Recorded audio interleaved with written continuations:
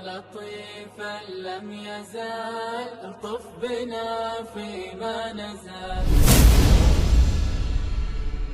Non-muslim aja, orang selain daripada agama Islam tuh bisa dapat keberkahan di bulan Ramadan ini. Apalagi kita. Jadi jangan sampai kita umat Islam kalah dengan orang non-muslim.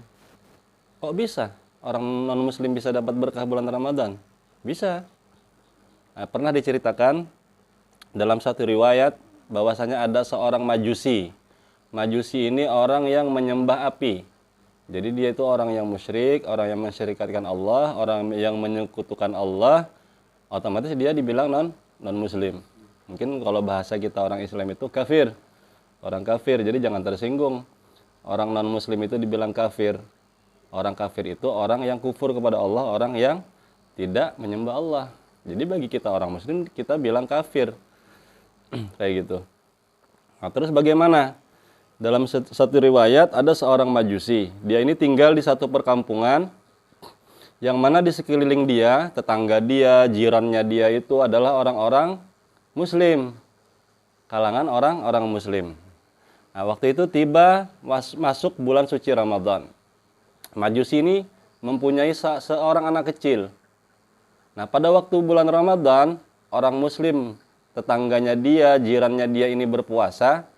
Anak si majusi ini makan, minum di luar rumah. Nah, setelah melihat keadaan anaknya seperti itu, majusi ini marah. Marah sama anaknya. Dikatakan itu fagadibahu wadarabahu. Dia marahi sampai dia pukul itu anak. Kenapa? Karena dia pengen menghormati tetangganya, jirannya, orang muslim yang melaksanakan ibadah puasa. Nah, setelah kejadian itu, tidak lama kemudian, majusi tersebut meninggal dunia. Dia dipanggil sama Allah untuk menghadap Allah, dia meninggal. Ada orang soleh di kampung tersebut, ada orang alim di kampung tersebut, mimpi. Beliau mimpi melihat si majusi tadi dimasukkan oleh Allah Subhanahu wa taala ke dalam sorga. Nah, kemudian orang saleh tadi bertanya, kok bisa? Kok ada orang yang selain agama Islam, orang majusi penyembah api, orang yang musyrik, orang yang mensyirikatkan Allah, kok bisa masuk ke dalam surga? Kan aneh. Kemudian bertanya, orang soleh tadi karena penasaran, beliau bertanya kepada si majusi tadi. Kata beliau, hai fulan, setahu saya kamu ini adalah menganut agama majusi, menyembah api, tidak menyembah Allah. Kok bisa kamu dimasukkan Allah ke dalam surga? Nah, kemudian majusi tersebut menjawab, ya betul, saya ini seorang majusi. Benar, saya ini adalah seorang penyembah api. Betul, saya ini adalah orang yang mensekutukan Allah.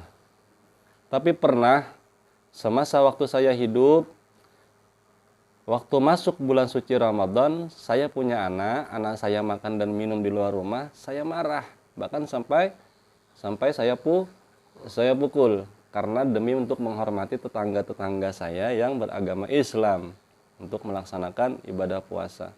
Dengan amal tersebut, saya diberi hidayah oleh Allah Subhanahu wa taala. Diberi petunjuk oleh Allah Subhanahu wa taala sehingga sebelum saya meninggal dunia, sebelum saya akhir umur, saya masuk ke dalam agama Islam.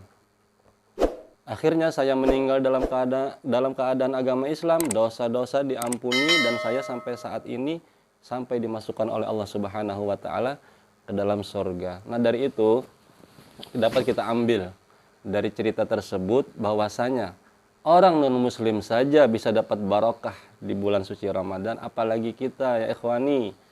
Jangan sampai kita menodai Ramadan. Jangan sampai kita merusak kehormatan Ramadan. Jaga, kita pelihara kehormatan Ramadan.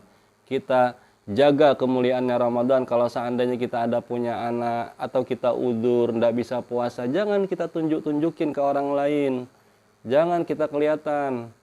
Kalau misalkan istri atau keluarga kita yang perempuan dalam keadaan haid, mereka dilarang untuk berpuasa, kita tegur kalau mereka makan dan minum di luar rumah yang sampai kelihatan orang lain, sehingga sampai mengganggu orang yang berpuasa. Dengan niat, kita niatkan semata-mata kita mengagungkan, memuliakan bulan yang diagungkan Allah dan diagungkan Nabi Muhammad SAW.